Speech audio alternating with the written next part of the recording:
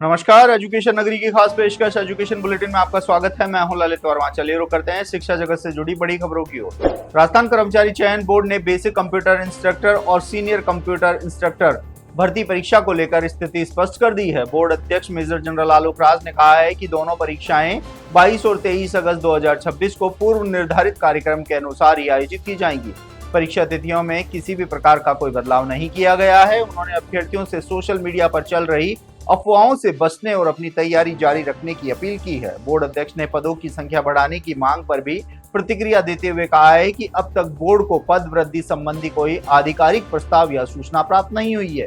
इसलिए फिलहाल भर्ती प्रक्रिया वर्तमान स्वीकृत पदों के आधार पर ही आगे बढ़ेगी। यदि भविष्य में सरकार या संबंधित विभाग की ओर से पद बढ़ाने का प्रस्ताव मिलता है तो नियमानुसार उस पर विचार किया जाएगा। फिलहाल अभ्यर्थियों को परीक्षा तिथियों में बदलाव या पद वृद्धि की अपुष्ट खबरों पर भरोसा नहीं करना चाहिए और बोर्ड की आधिकारिक वेबसाइट से ही जानकारी प्राप्त करनी चाहिए।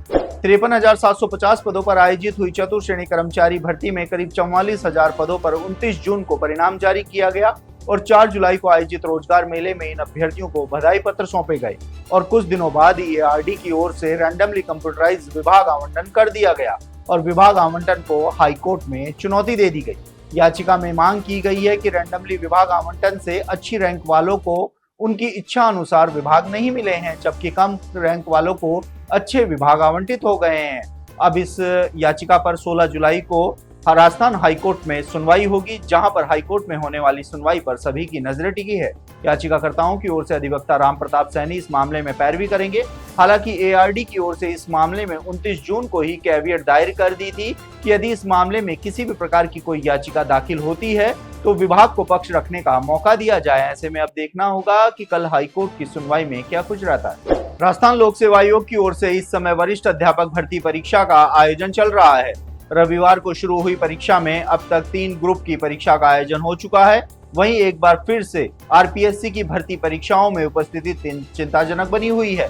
अब तक हुई सभी परीक्षाओं में उपस्थिति 62 से 67% तक ही दर्ज की गई है। तो वहीं 3 ग्रुप में आयोजित हुई परीक्षाओं में जीके के पेपर ने जहां अभ्यर्थियों को राहत दी, तो वहीं सब्जेक्ट के पेपर अभ्यर्थियों को खासे परेशान करते हुए नजर आए।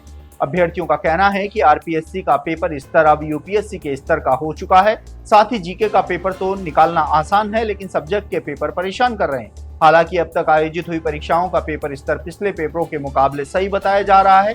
साथ ही पेपर स्तर अब सरल की ओर हार्ड भी होता जा रहा है। राजस्थान के सरकारी अस्पतालों और चिकित्सा संस्थानों में चतुर्श्रेणी कर्मचारियों की वर्षों से बनी कमी अब जल्द ही दूर होने जा रही है।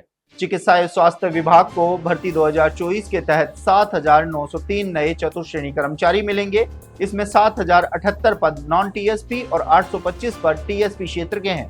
विभाग के अनुसार प्रक्रिया पूरी होने के बाद अगले 1 महीने में सभी चयनित अभ्यर्थियों को पद स्थापित कर दिया जाएगा। नई नियुक्तियों से ऑपरेशन थिएटर, आईसीयू, वार्ड, जांच केंद्र और बायोमेट्रिक वेस्ट प्रबंधन जैसी महत्वपूर्ण सेवाओं में कार्य व्यवस्था मजबूत होगी। वर्तमान में विभाग में 13,347 स्वीकृत पदों के मुकाबले केवल 4,915 कर्मचारी कार्यरत हैं, जबकि 8,432 पद रिक्त हैं।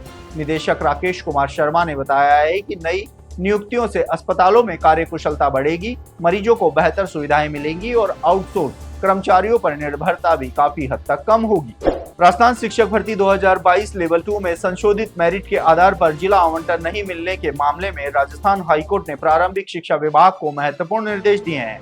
सुनवाई के दौरान याचिकाकर्ता की ओर से अधिवक्ता आनंद शर्मा और अधिवक्ता अरविंद कुमार शर्मा ने अदालत को बताया कि संशोधित मेरिट जारी होने के बाद भी याचिकाकर्ता की मेरिट कम वरीयता के अनुसार जिला आवंटित नहीं किया गया। उनका कहना है कि संशोधित परिणाम में अंक बढ़ने के बावजूद याचिकाकर्ता को इसका लाभ नहीं मिला, जबकि उससे कम अंक वाले अभ्यर्थियों को गृह जिला और अधिक वरीयता वाले जिले आवंटित कर दिए गए। मामले की सुनवाई के बाद हाईकोर्ट ने निदेशक प्रारंभिक शिक्षा विभाग को निर्देश दिए हैं कि याचिकाकर्ता के अभ्यवेदन पर विधिवत विचार करते हुए 4 सप्ताह के भीतर लागू नियमों को और कानून के अनुसार निर्णय लिया जाए। कोर्ट के इस आदेश से संशोधित मेरिट वाले अभ्यर्थियों को राहत मिलने की उम्मीद बढ़ी है। तो ये थी शिक्षा जगत से जुड़ी तमाम बड़ी खबरें। कल फिर से आपके साथ रूबरू होंगे, तब तक के लिए नमस्कार।